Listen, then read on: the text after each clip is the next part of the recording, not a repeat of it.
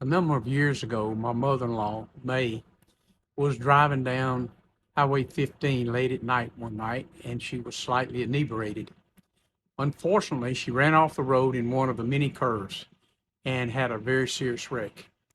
They transported her to the Union Parish Hospital in Farmerville, Louisiana, only to find out that she had a real bad brain bleed and they couldn't do anything about it.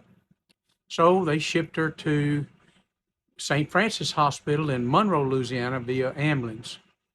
When she got there, they did the operation on her brain and was able to stop the blood bleed. But the doctors came out, they didn't have a good report, said, look, we did all we could do, but the damage has been severe and we don't know if she's going to make it.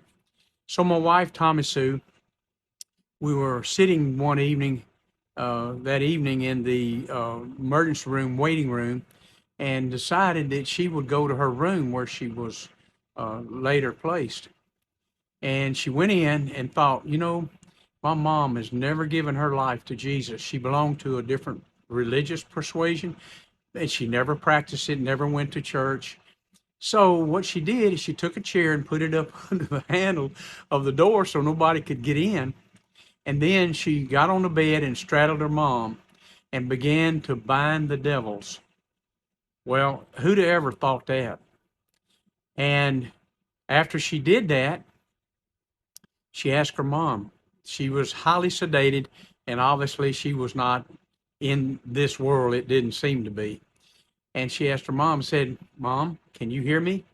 And her mom didn't reply. She said, Mom, if you can hear me, squeeze my hand. She grabbed her hand, and her mom squeezed her hand.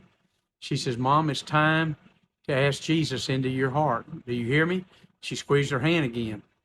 She said, say this, Jesus, come in my heart. She squeezed her hand again.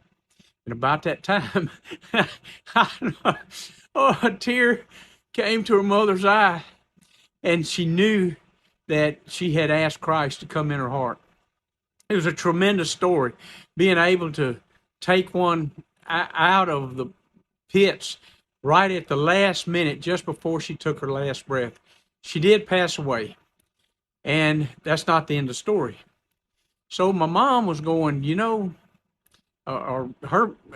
Tommy Sue, my wife, was thinking, Lord, I need to really know if my mom was saved. And he spoke to her. He said, the Rose of Sharon has done the good work.